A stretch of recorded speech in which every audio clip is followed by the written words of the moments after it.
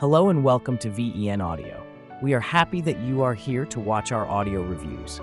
We review vintage and modern analog audio systems, anything from speakers, turntables, and tape decks to digital audio. We here at VEN Audio are privileged to get our ears around some of the most amazing brands, from turntables, styluses, to the deck themselves. We also are speaker specialists that restore and collect some of the most sought-after systems. This channel is going to show you everything we come across and give you our review. We also collaborate with some of the most recognized engineers in the industry. Now let's get into the video. The Wharfedale E90 is a three-way floor-standing loudspeaker system that was released in the year 1981. The Wharfedale E90 comes with two 10-inch moving coil bass drivers are combined in a 110-liter vented enclosure to produce a maximally flat Butterworth fourth-order bass loading. The bass drivers are crossed over at 200 Hz to two 4-inch moving coil mid-range drivers, which carry the response to 2 kHz. A 1-inch compression driver, horn-loaded treble speaker, continues the response to past 18 kHz. The enclosure stands 44 inches high and is 15 inches wide by 380 millimeters deep and weighs 93 pounds apiece. Wharfedale has provided a securely mounted handle at the top rear of the enclosure for ease of movement about a room. Electrical connection is made to a recessed socket on the rear of the enclosure. A special 6-meter connecting cable with mating connector and DIN plug for amplifier connection is supplied with each speaker.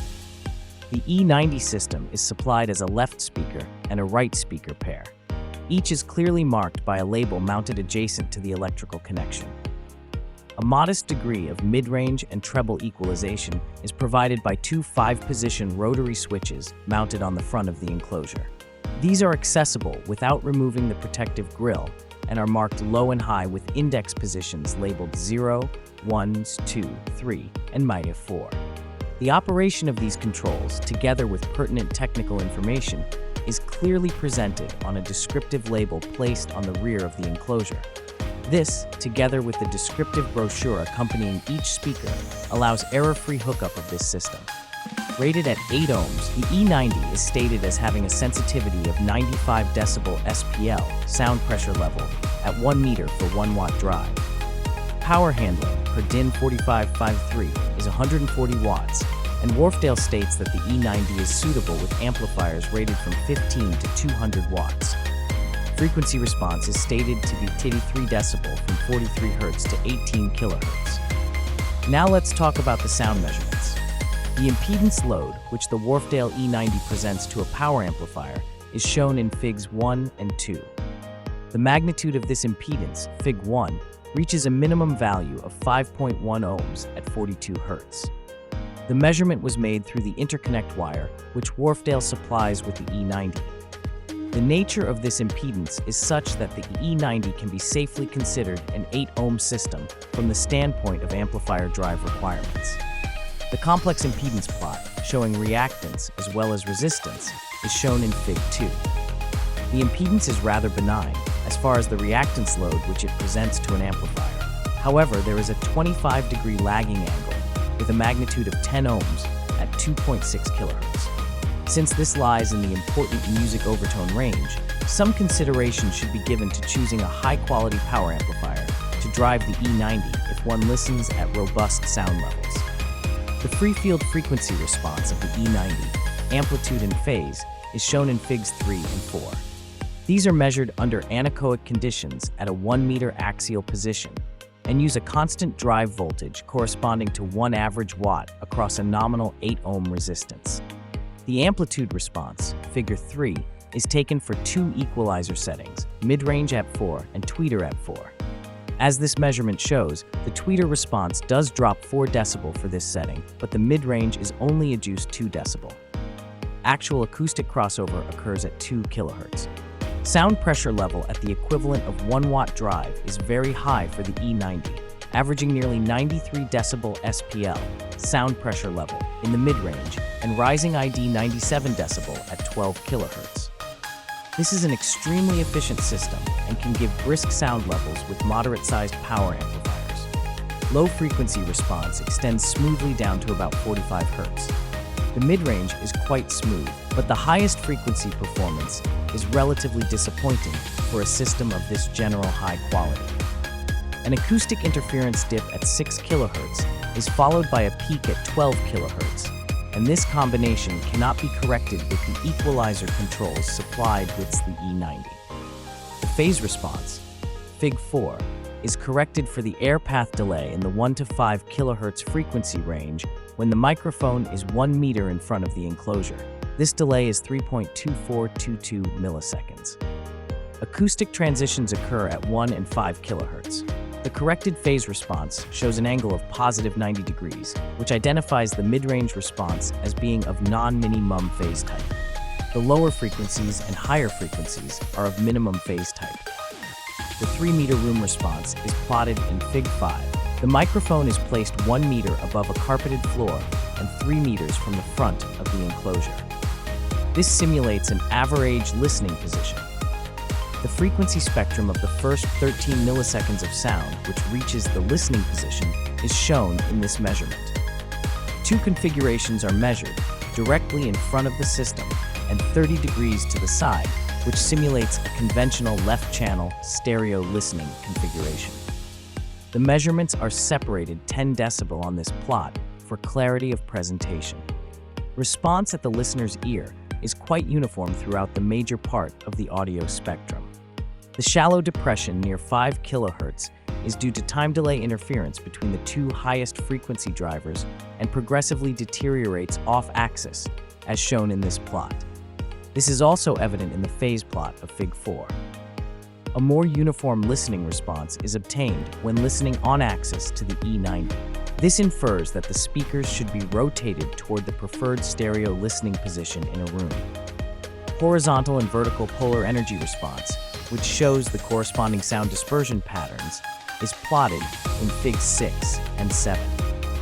These measurements indicate that the preferred horizontal listening position lies within 20 degrees of the front axis. The vertical position for best listening is slightly above the geometric center of the speaker, which is approximately where the listener's ear would be for this floor-standing system. Both vertical and horizontal patterns are smooth, with no strong hotspots or interference lobes. Since a substantial part of the sound is launched upward, the E90 should not be placed directly beneath shelves or overhanging objects, which could scatter sound back toward the preferred listening position. Harmonic distortion for the tones of E1, A2, and A4, 41.2, 110, and 440 Hz, are plotted as a function of drive power in Figure 8. The tones of A2 and A4 are handled with very little distortion, and the E90 ranks among the cleanest units we have tested for this property. Low E1, however, is the Achilles heel. Harmonic distortion rises quickly with increasing drive at 41 Hz, reaching several percent at 1 average watt. This system should not be driven at high levels with extreme low bass. Intermodulation distortion for tones of A4 and E1, mixed in equal portion, is plotted in Fig 9 as a function of average power. 2 regimes are evident, separated at about the 1 watt level. Below 1 watt, the modulation of A4 by E1, the low frequency modulating the higher frequency, is principally amplitude modulation. Phase modulation begins to dominate above 1 watt, even though the total IM remains quite low at all drive levels.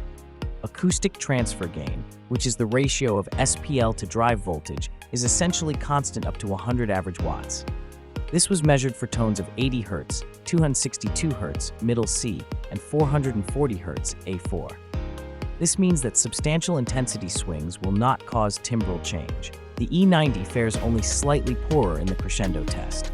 Tones of 262 Hz and 440 Hz are slightly suppressed when broadband noise is superimposed at an average level 20 decibel above that of the single tone.